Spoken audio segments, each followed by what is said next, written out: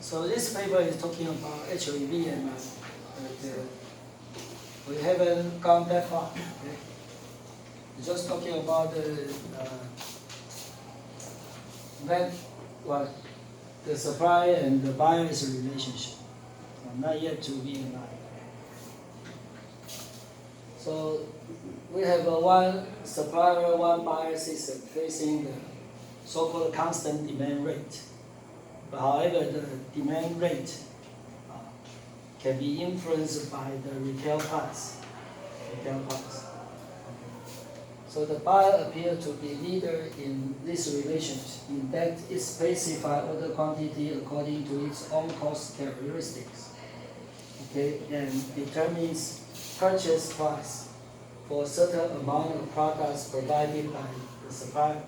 So supply is formed based on the analysis. We just show you. I just show you what determine what.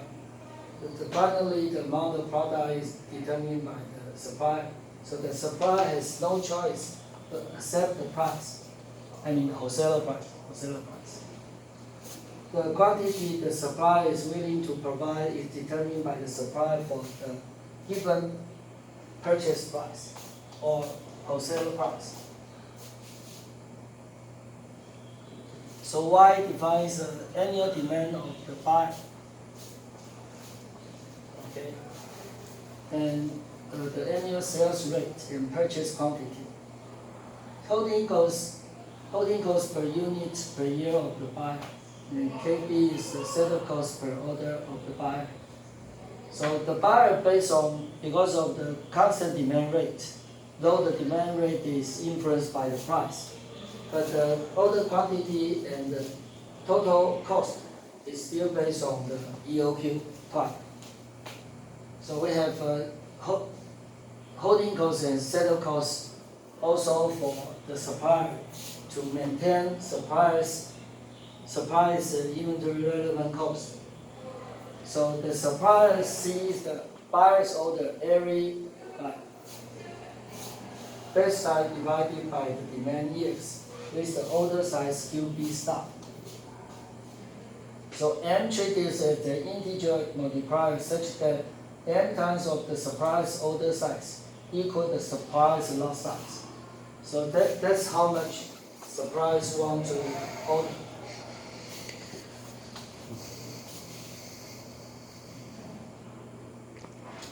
So based on the Boyle, the multipliers, and based on the Boyle, the holding cost with the multiplier is this format. And the total cost of the supplier becomes the ordering cost. So this is the total cost per cycle, the setup cost, and this is one. Holding cost per cycle means per year, per cycle. This is one. Holding cost per cycle. So this is holding setup cost per cycle divided by the cycle length. This becomes the total cost per unit time. This one. So the paper also needs to determine the optimal number of the multiplier.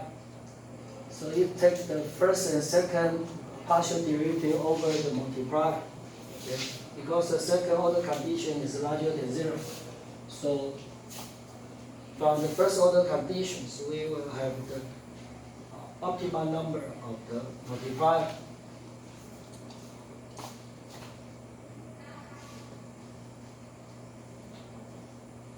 I'm just curious. I haven't done the numerical analysis.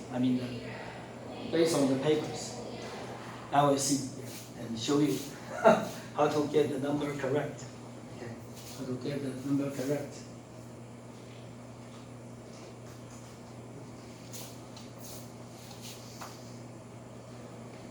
The optimal ordering and holding cost is the total cost of the supplier. Can be simplified in this format. So this is based on the what? The buyer's optimal order. This is based on buyer's optimal order. That's how the supply responds to buyer's optimal order.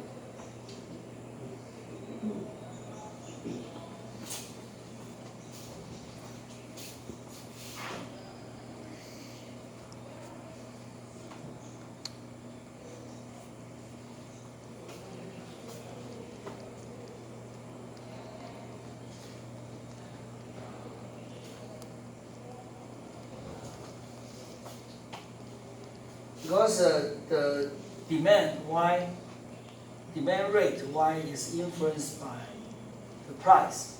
I mean, this is retail price. Okay, so if the retail price is higher, then demand is lower. So this is so-called the inverse function. Define the price function of the demand to be the revised demand function, sales price, of the product, which is decreasing and convex in Y. Decreasing and convex in Y.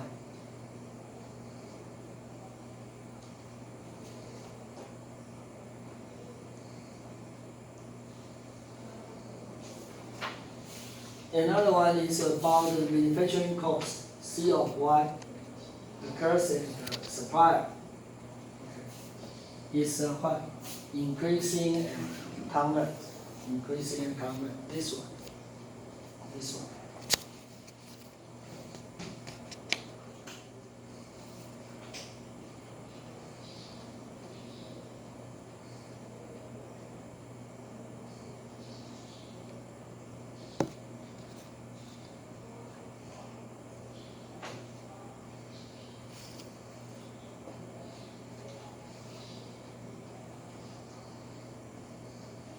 So you see the demand is influenced by the price. Okay. So the price will influence by the what? The consumer's choice, right? Okay. And also the what? The wholesaler price will influence by the what? By the both parties. Right? If the wholesaler price is increasing, okay, the supplier is willing to what? Produce more, right? So you see, so actually we have a two-party system. How many players we will have? Actually, three major players, including the consumers. Okay. Between the upstream and the downstream players, there's a price or wholesale price or selling price in between to bridge the decision behavior between the two parties.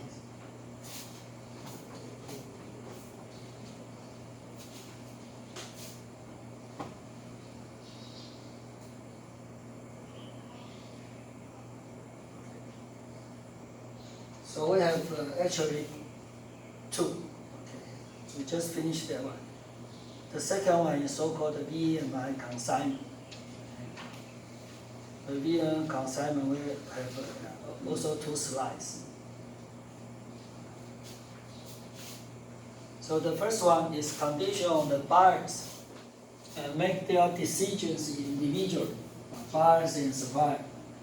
And the buyers will decide the buying price, which is wholesale price. So the profit function of the two parties are given as follows. One is the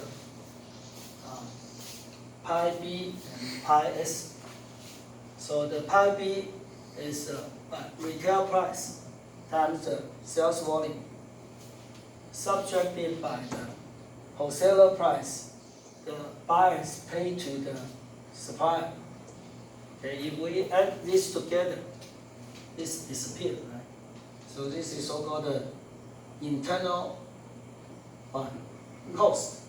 If we consider integrated system, it just disappear. So subtracted by the buyer's inventory relevant cost, Y is the inventory relevant cost, the ordering cost and the holding cost. The so-called inventory relevant cost. So the buyer need to, by management, the buyer its own inventory. Same as for the wholesale suppliers, but will get paid because the supplier produce Y amount of the product, okay? Subtracted by the manufacturing cost and subtracted by the inventory relevant cost of the supplier.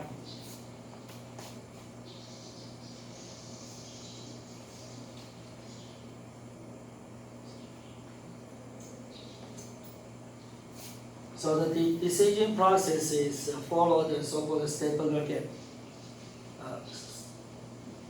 Certainly, the relationship is Stapleton gap. The leaders and follow. The leaders will determine the purchase price, W. Okay, the supplier choose a quantity to what? To satisfy the retailers, to the buyer's demand. To satisfy the buyer's order. So the first one, because of the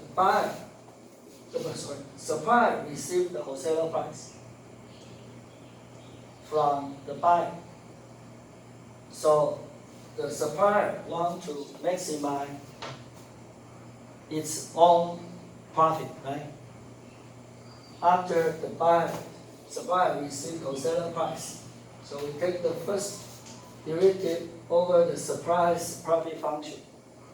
And then second derivative. If the second derivative is negative, so let's make sure the profit function is concave. So by setting the first order condition equal to 0, we will get the wholesaler price.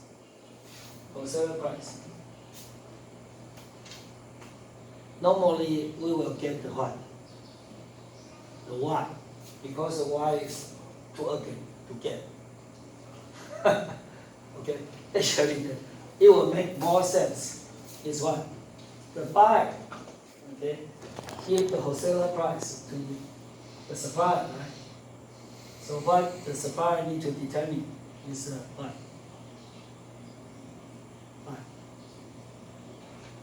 Sales volume, right? The sales volume, can we get it directly from here? No, right? Okay. So we can get the wholesaler price is much more easier, but much easier expression. Okay. Then we plug in the wholesaler price back to the profit function of the buyer. Okay. Then we have how many variable left here? Only one, right? Okay. You see, if here we use the Y as an expression, since we don't know the function of this one, right? So we cannot get the explicit expression. This is only implicit, which we don't know the format. Okay. So then, with the explicit function for the wholesaler price, we may reduce the profit function of the buyer with one decision variable, which is what? Y, right? And then we take the first derivative and second derivative again, then make sure that second derivative is less than 1, the function is concave again. Then by setting the first order condition, this is first order condition equal to 0, we can get Y star, which means that Y star satisfies the first order condition.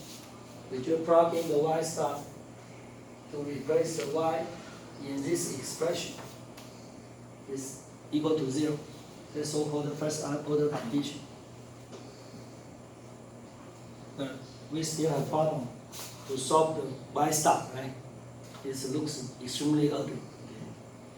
But with the numerical data, it's not too hard to find it. Okay.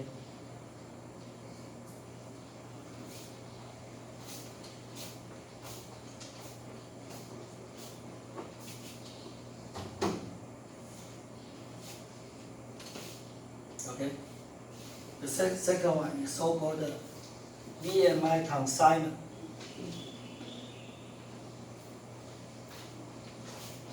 Okay. Let's read it first. The buyer is no longer managing its inventory system and leave it to the supplier to determine inventory level, order quantity, and etc. That's so-called vendor managing inventory. Okay. Okay. So what is meaning by consignment in Chinese? Consignment.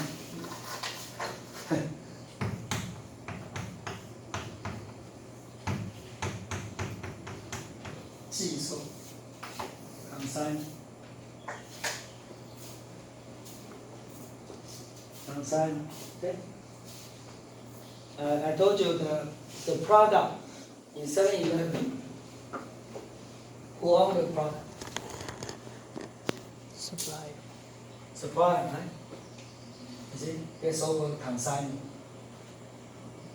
Retail side doesn't own the product. Okay? The ownership of the products belong to the upstream supplier. That's so-called consignment.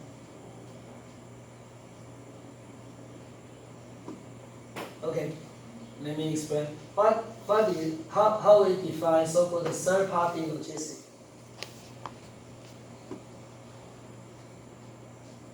Okay. Third party, okay, the company run the third party logistics does not belong to the supplier or the buyer. Okay, that's so-called third party, right? And also, if we interpret the third party with the terminology of ownership, is what? The third party never own the product, right? Okay? For example, we buy the thing through e-commerce, okay? And ship the product from the seller to us, okay? So the product is shipped by, like in Taiwan, it's like, what was that? 黑猫宅急便 or the 宅配通 or somebody else. So they never own the product, right? But somehow they even will what? Collect the price, sales price, the cash from the buyer to the what? Seller, right? But they never own the product. They never own the product. You see, that's ownership. You know, the ownership is very interesting. Yeah. You know, back to the, maybe like, I have papers appears,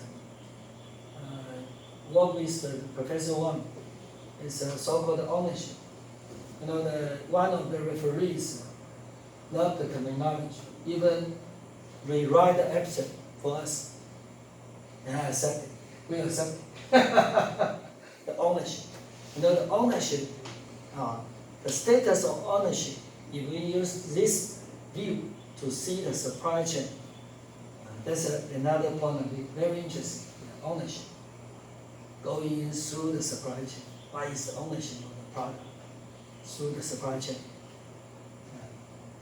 And also, you know, I have some other idea. It's very interesting in the real world. Okay. You know, for the same brand name, for example, the peanut or something, or Coke, why we determine the size of the Coke in the different channel with a different size?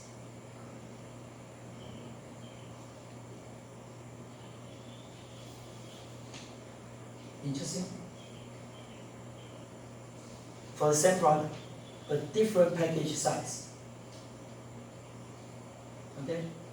For package of the peanuts with the same brand name, in the 7-Eleven it is much smaller. Okay? But for the same brand name in the Family Mart, it's larger. What is the mechanism background to determine the size of the content. Actually, I have some draft of my analysis. It's quite interesting. It's related to so-called, one is the size, try to satisfy the consumer needs, right? That's a volume. Okay? Another one is what? The unit price, or the whole price. Okay? If the whole price is become larger, the consumer may back up, not try to purchase the product. If the very expensive product with a very tiny package, okay, consumer tends to buy it, right? Because the total price, total cost is lower. You see, that's become a curve, right? It's a non-linear behavior of the consumers. Normally, we conceptual the consumer behavior is a linear, actually it's non-linear. Yeah, it's a non-linear. Actually, I tried to attack the problem like maybe 6 years ago. I even checked the references not only from economic journal, but also for the psychologists. Try to understand the consumer's psychology behavior. Yeah, very interesting. Yeah. I'm going to retire, so not trying to finish the analysis. Very interesting. Actually, I checked the article back to the 1980s, 1986. There's an article in the New York Times said in the supermarket, okay, in the United States, okay, why the hot dog is always with 12 in one package, and the burns means the bread, okay? Bread is 10 in one package. You know the hot dog is one bread and one meat, right? So why in the supermarket we never find the same size of the hot dog with the same size of the bread? That's the burns. That's the inventory problem. And also try to attach the consumer's behavior. Try to attach the consumer behavior. Actually, I start with that kind of idea to build up the model. Actually, one is using the EOQ base, the other one is news vendor. Okay, the news vendor's relationship will show you maybe the week after next week. Yeah, that's a news vendor contract. Yeah, so I use these two models, try to illustrate the consumer's behavior and inventory problem. Yeah.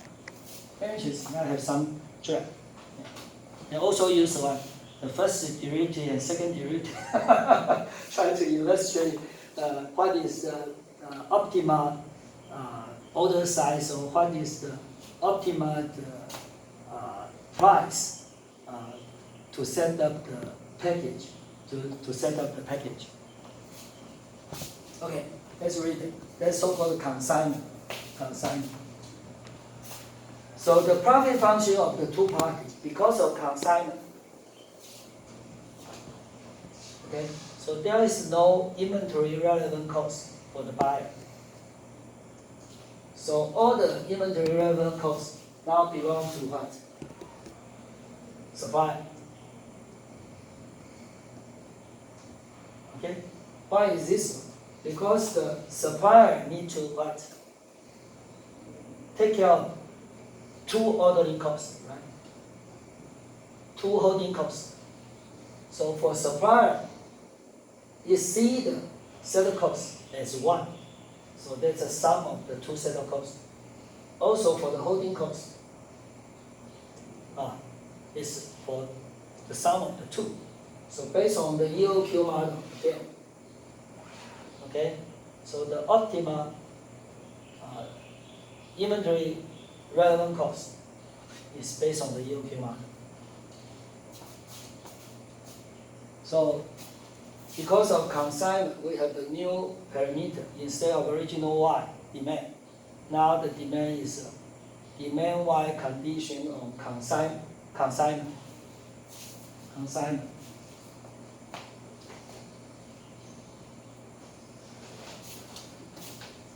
Actually, we all know that even for the buyer, they need to pay certain level of holding cost, right?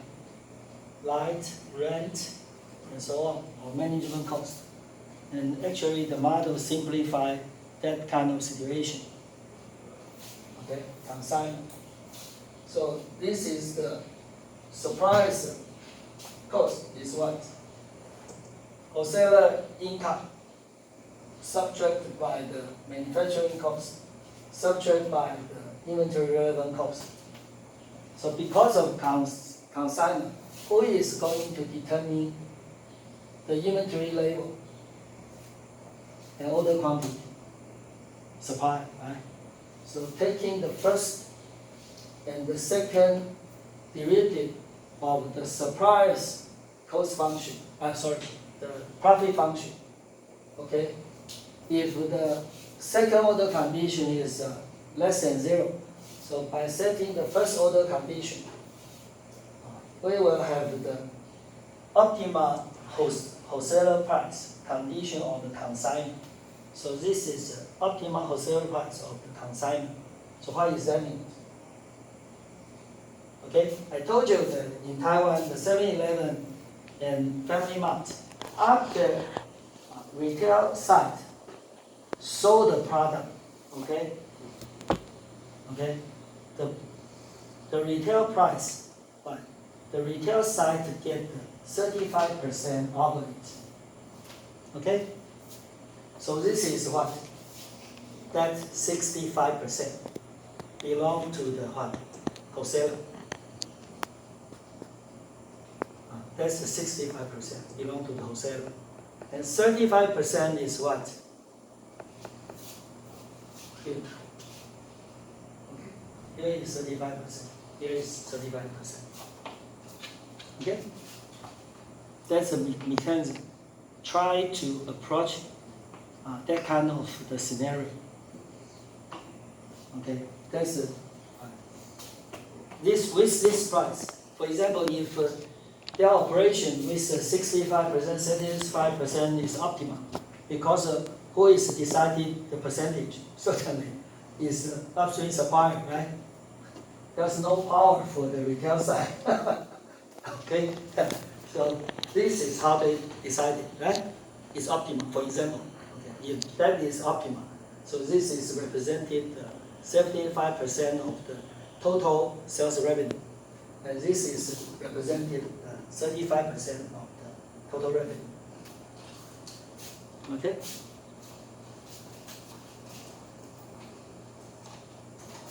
So hence what?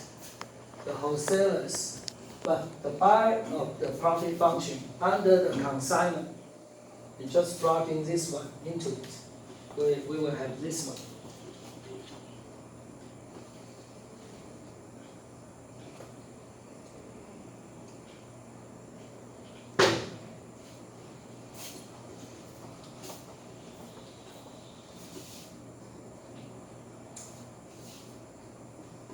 But we haven't determined, we only determined the wholesaler price in terms of the demand. Right?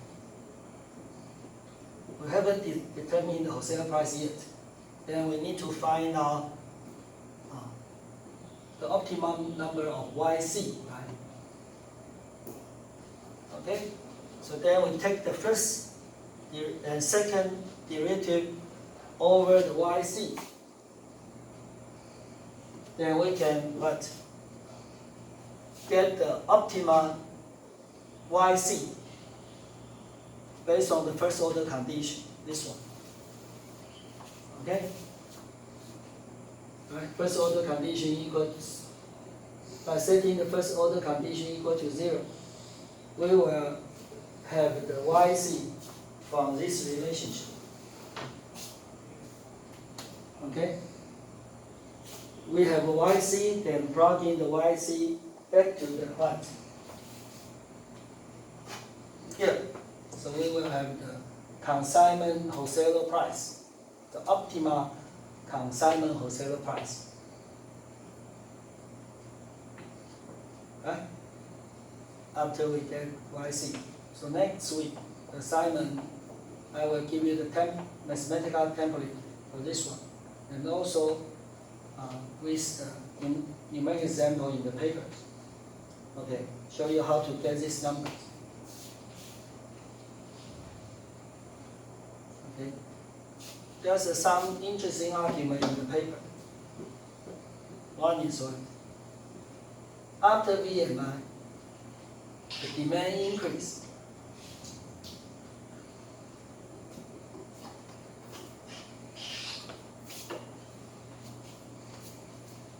If after BMI demand decrease, that's kind of crazy, right? Okay, the very first thing we try to avoid is reduce the demand. Okay, so demand increase seems to welcome, but it got to be in this way. Demand need to be increased because of some management tool, right? So demand increase because of the consignment. Why? Because what? Retail price can be lower, right? Okay? Okay? Yeah? So why? How to get the why? Here, right? Y star is higher means what? The retail price is what? Lower, right? Okay? Yeah. Retail price is lower. Okay? Then demand increase.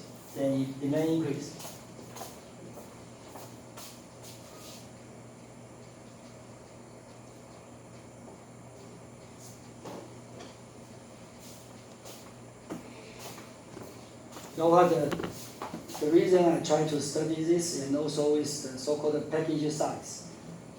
Maybe if I